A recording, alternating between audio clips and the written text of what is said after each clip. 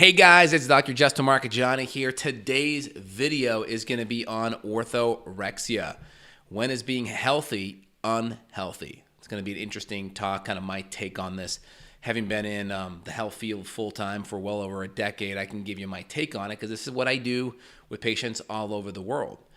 And before we do, put your comments down below. Let me know your opinion on orthorexia. Has your desire to be healthy kind of crossed the line and made you unhealthy?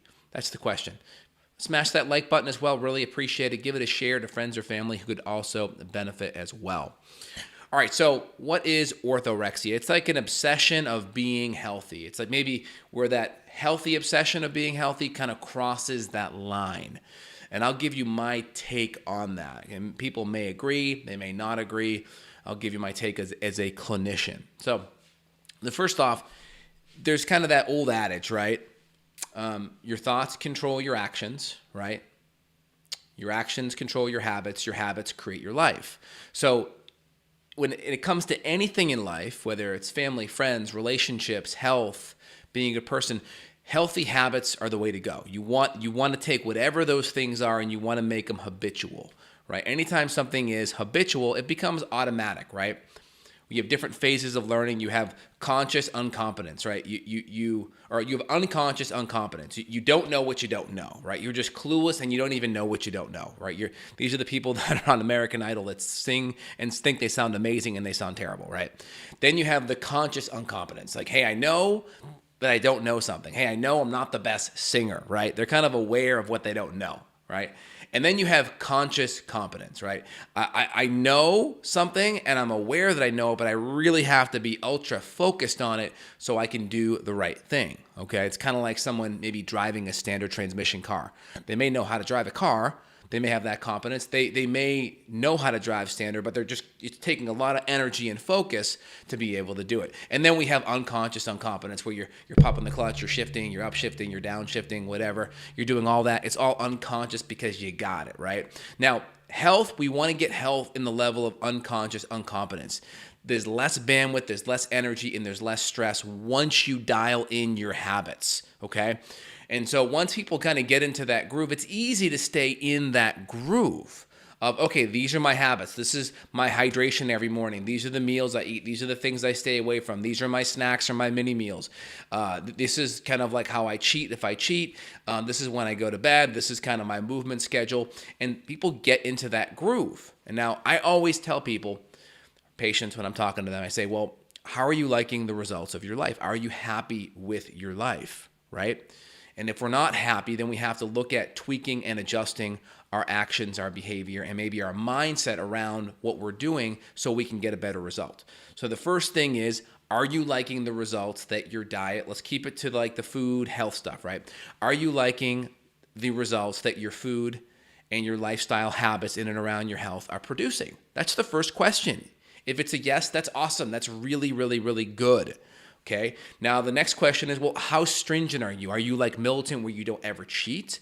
Now, I have some patients where this may be necessary. They're severe autoimmune issues, and if they cheat, they feel terrible for such a long time where, yes, they're addicted to feeling good, but if they cheat, the consequence of their cheat may be very catastrophic or bad for them, or just last such a long time, it may not be worth it, right? And so you have to kind of figure out, number one, do you like the consequences or the benefits of your habits, your health habits, right? Food, hydration, sleep. The second thing is, if you go off the wagon on that, how bad do you enjoy it? Do you get something out of it? Do you enjoy that like little cheat that you're getting? And then number two, are the consequences so bad afterwards that where they overwhelm any benefit that you had on the first side? So that's kind of my first scenario.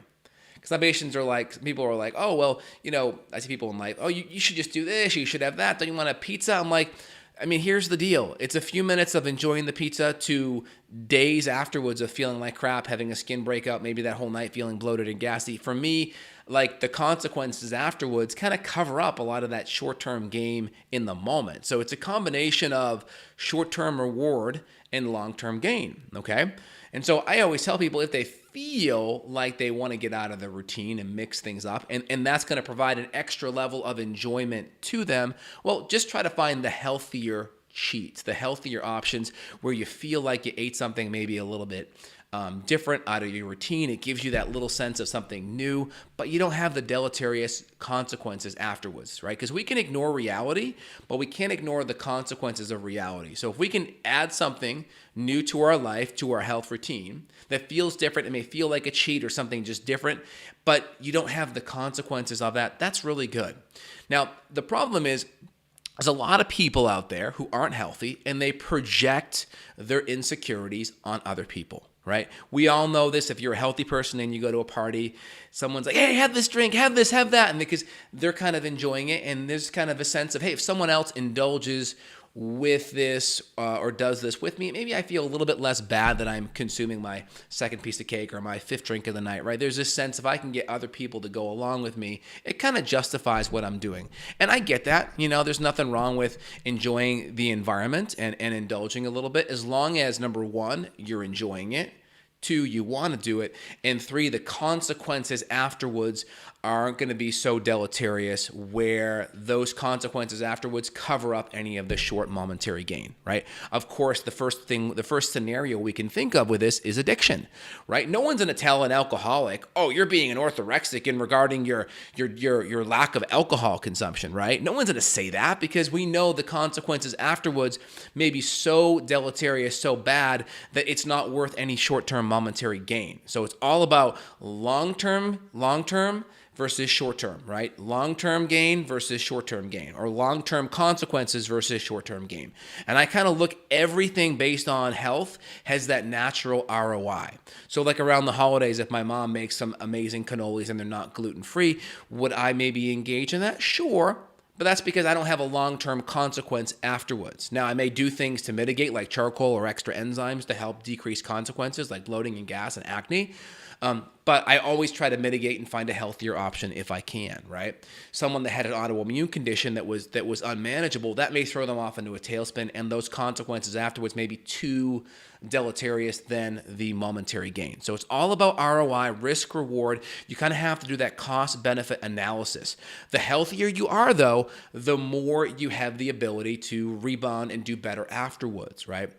So there's just like Tim Ferriss, the 4-Hour Work Week. He talks about a cheat day, right? Well, I don't love that idea. I think it's a terrible idea, because I see people literally do a cheat day and they spend the next 4 days after their cheat day recovering from all the inflammation and the bloat of their cheat day, right? So you have to figure out ROI. Is the consequences worse than that momentary feeling of that dopamine hit from that cheat or that extra sugar or carbs, right? And then also, 2, can we mitigate, right? Can we do the cauliflower pizza? Can we do something that's yucca-based or grain-free?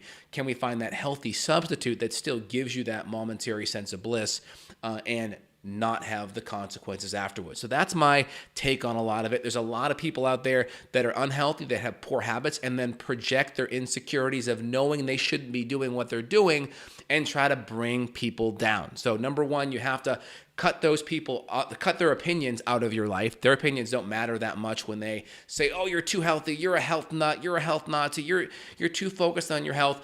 The first thing is, number one, are the habits that you're doing in your life in regards to your health and your nutrition or your supplements or your hydration or your exercise. Are you enjoying those results? Are they making you feel good? Okay. If they're not, that's where orthorexia may start to come in, because now you have these militant habits that may not be serving you. So you have to ask, are they serving me? So is the diet I'm on, is the routine I'm on really healthy? Right?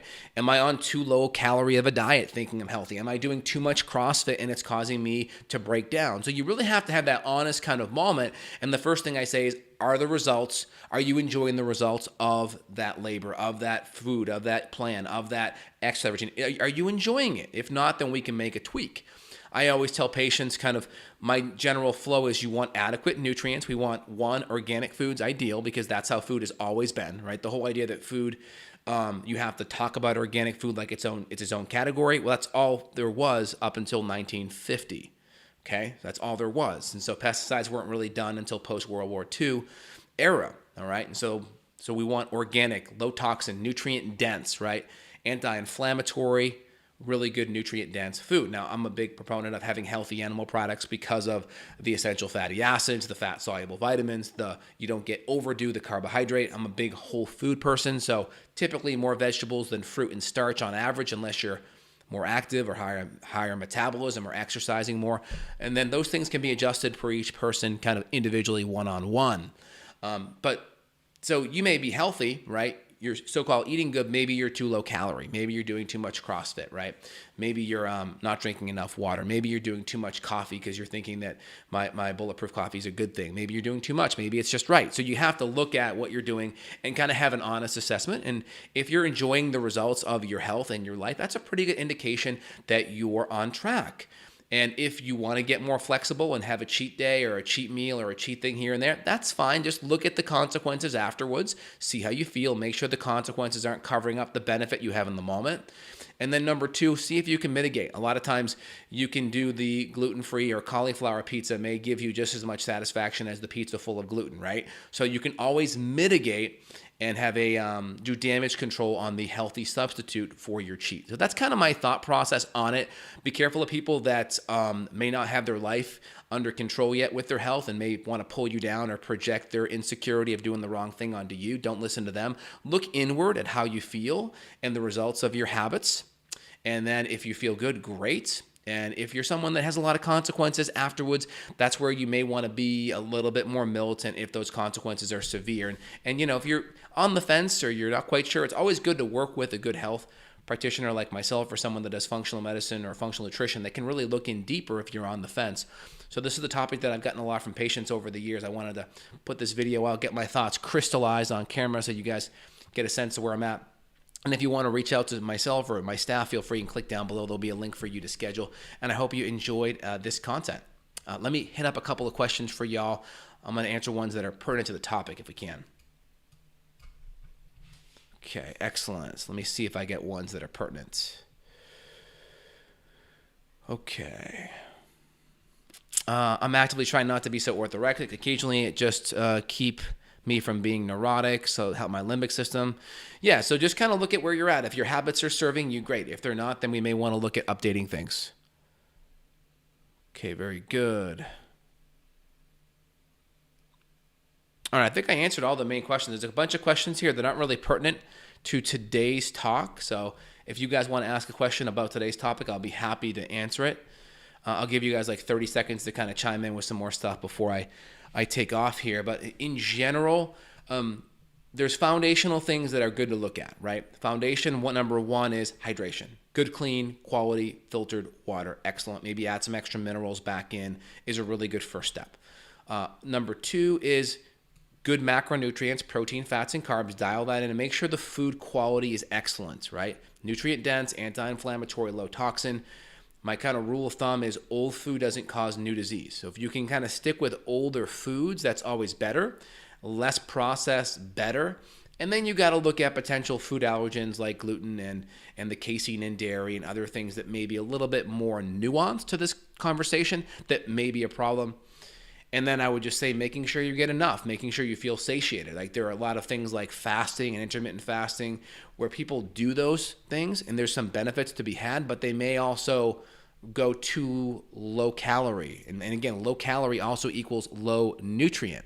You may go too low nutrient and then that may cause some nutritional deficiencies because you're not getting enough nutrition there too. So you got to make sure, one, am I getting enough nutrition? Number two, am I hydrating well enough with good minerals? Half my body weight in ounces is a pretty good kind of rule of thumb. Three, am I sleeping good? Is my sleep good? Am I getting enough sleep where I feel recovered in the morning? And then four would be exercise. Am I getting enough movement? And that could be, extreme lifting all the way just to walking or even just doing some yoga or stretching, whatever that movement is for you. Do you feel like you're getting enough for you? Okay.